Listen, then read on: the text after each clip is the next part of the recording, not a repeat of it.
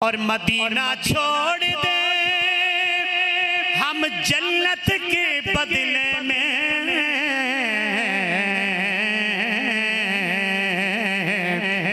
یہ سودا ہم نہیں کرتے ہمیں نقصان۔ دیکھو نقصان ہے وہ تو بولے سبحان اللہ۔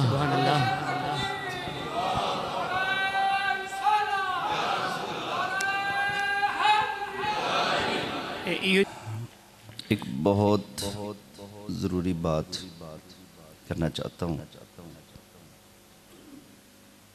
شاہ صاحب قبلہ آپ کے گھٹنوں کو پکڑ کر، آپ ہمارے بزرگ ہیں،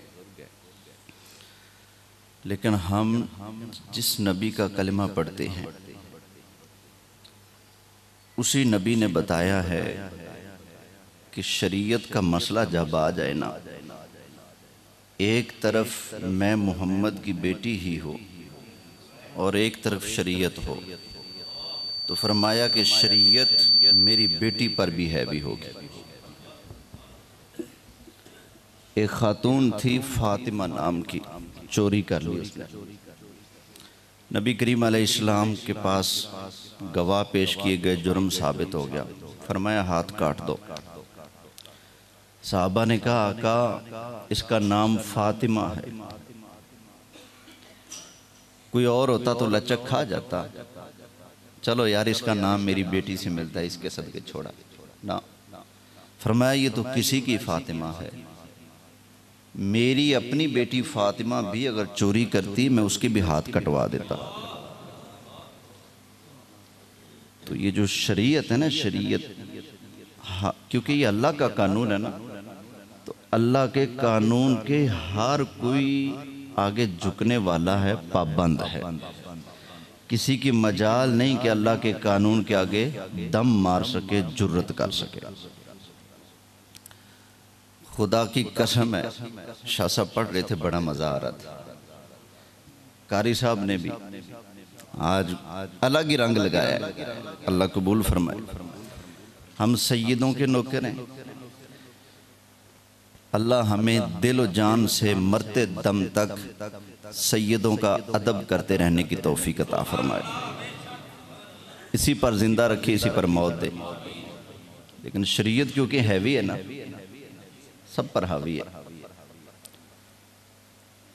شاہ صاحب قبلہ نے ایک شعر پڑھا ہے، ان کا اپنا تو ہے نہیں جو میں کہوں کہ شاہ صاحب کی غلطی ہے، لکھنے والے کے۔ شروع میں آپ نے ایک شعر پڑھا تھا حضور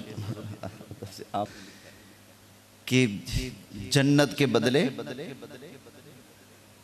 مدینہ چھوڑ دیں ہم، جنت کے بدلے مدینہ چھوڑ دیں ہم، یہ سودا ہم نہیں کرتے ہمیں نقصان ہے۔ ہمیں آپ کو سب کو مدینے سے کیوں پیار ہے؟ سرکار کی وجہ سے نا۔ تو جب قیامت والا دن آئے گا سرکار کہاں ہوں گے؟ جنت میں۔ تو تب ہماری لو ادھر لگے گی یا ادھر لگے گی؟ ادھر، کیونکہ مدینے سے پیار ہے مصطفیٰ کی وجہ سے۔ مصطفیٰ جب مدینہ چھوڑ کے جنت میں چلے جائیں گے تو پھر ہم جنت میں جائیں گے کہ نہیں جائیں گے؟ تمنا کریں گے نا۔ تو یہ جو الفاظ ہیں نا کہ مدینے جنت کے بدلے مدینہ چھوڑ دیں، چھوڑنے کا سوچا ہی کس نے؟ لیکن یہ جو سودا بازی شاعر کر رہا ہے کہ یہ اس میں نقصان ہے، خدا ہمیں یہ سودا منظور نہیں، یہ باتیں صحیح نہیں ہے۔ جس نے شعر لکھا ہے اس نے کباڑا کیا شریعت کا۔ یہ قرآن حکیم اٹھا کر دیکھیں، اللہ فرماتا ہے ان اللہ اشترى من المؤمنین انفسهم واموالهم بان لهم الجنہ، اللہ نے مومنوں سے سودا کر لیا ہے۔ کیا؟ اللہ ان سے مال بھی لے گا، ان کی جان بھی لے گا۔ جب آرڈر آئے مال دو، مال دینا پڑے گا، جب آرڈر آئے جانورو، جانوار نہیں پڑے گی۔ یا اللہ سودا ہوتا ہے نا تو بدلے میں دونوں طرف سے چیزیں ہوتی ہیں، ایک طرف سے مال ہوتا ہے، ایک طرف سے پیسہ ہوتا ہے۔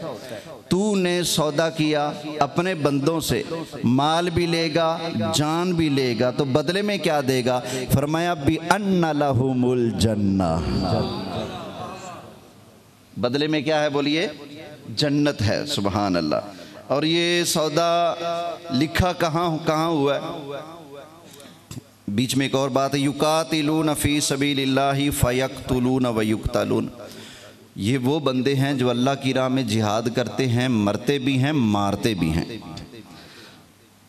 وعدن علیہ حقا فی التوراۃ والانجیل والقرآن، اللہ مال کے بدلے جان کے بدلے جنت کا سودا کر رہا ہے، اور یہ سودا اللہ نے تورات کے اندر بھی لکھا ہے اور قرآن کے اندر بھی لکھا ہے اور اللہ نے انجیل کے اندر بھی لکھا ہے۔